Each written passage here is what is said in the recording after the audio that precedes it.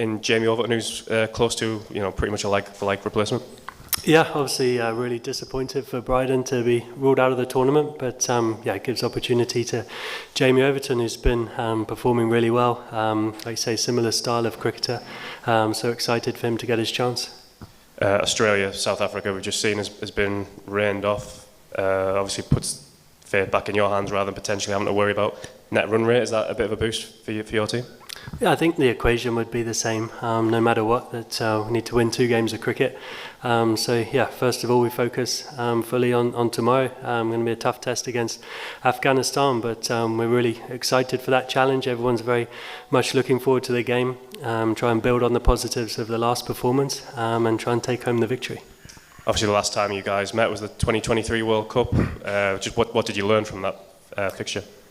They're obviously a really competitive side that have been performing really well, getting better and better over the years, and give them lots of respect. We know they play a unique style in some senses, with some great spin options. In Rashid and Noor, obviously 2 standout guys that we'll need to prepare really well for.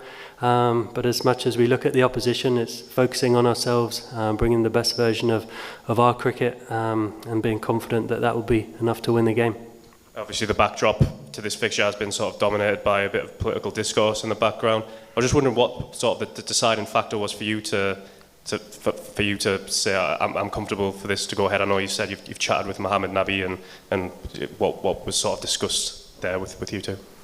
Yeah, I think I've taken a lot of advice from lots of experts. I think credit to Rob Key and the ECB, been very, very good at supporting me and all the players and giving us information and education around this and making it an ECB decision. I think as we're very saddened at the plight of women and girls in Afghanistan at the moment and the struggles that they are facing. But we hope that the game tomorrow can be a source of hope and enjoyment in what's obviously a tough time at the moment.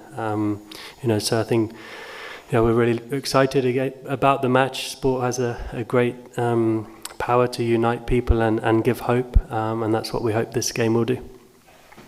Tim Whitmore behind, please, if that's all right. Thank you.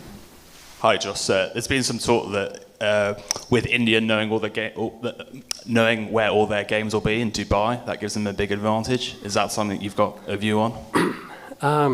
Not really. I think it's a unique tournament already, isn't it, with being hosted here with one team playing in a different place. But it's not something I'm sort of worried too much about at the moment. I've got all my focus on preparing well tonight and our game tomorrow. In terms of, I guess, the balance of your squad, does that make it harder knowing you might have to play in 2 different countries compared to only one? No, not necessarily. I don't think the conditions are going to be too outrageously different, to be honest. So, look, as I said, we've really focused one game at a time. We focused hard on the Australia game. We didn't get the result that we wanted. So we dust ourselves down and prepare really well for tomorrow and get the level of performance that'll give us a positive result. Any more questions from the UK before we open it up? This gentleman here at the front, and then we'll take them behind, please. Thank you. Yeah, just after getting Rehan, now 3 spinners in the English side, and on the other side of one, have also 3 quality spinners. So how you compare these spin attacks? And secondly, if this spin attack would be bowling, and what would be the ideal total for the team batting first? Yeah, I think it's about every game of cricket is turning up and assessing the conditions and playing accordingly. So I think sitting here tonight and giving you a guess at a total is quite hard. But we know that Afghanistan possess some fantastic spinners and they're the cornerstone of their side. For us, we've got a nice mix of spin and obviously some fantastic pace bowling options as well. So we're very comfortable with the balance of our team. Go ahead, sir. Harry Brook is a great performer, but he's not been doing well recently. Are you concerned about his form, and what did you expect from him in the next match? No, I don't have any concerns for Harry. Harry's one of the biggest and brightest young players in the world game. So obviously he has high expectations for himself and wants to perform well and be a match winner for the side. And generally speaking, a player of that quality, the longer they don't do that, the closer they are always to coming back and performing really well. So we know he's an important member of the team. He's, as I said, one of the best young players in the world. So we got full trust and confidence in him.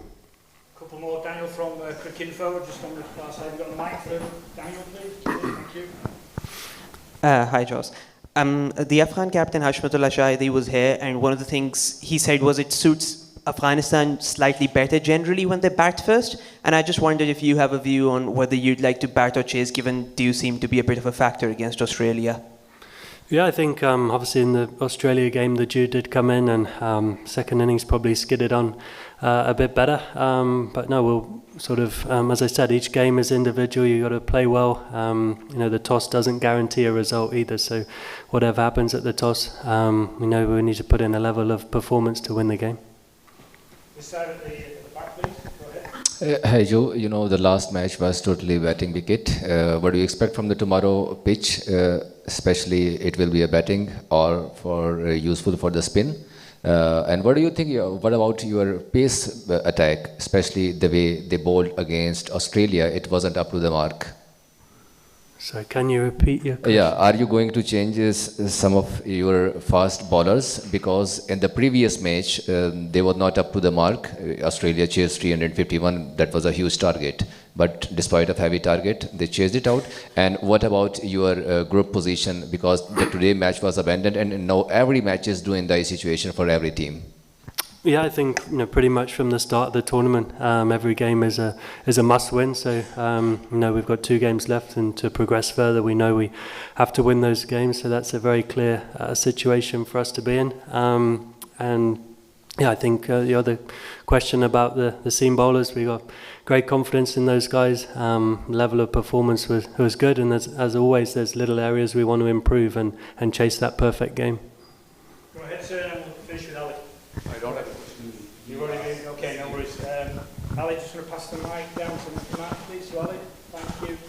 Cheers, Ali. Jos, you said after the T20 World Cup last year you were sort of slightly concerned about your own job. You got renewed by Rob Key to carry on in the role. Do you feel like the stakes are quite personally high on this match? Like it's, obviously you're right over the gate, the team's right on the precipice here.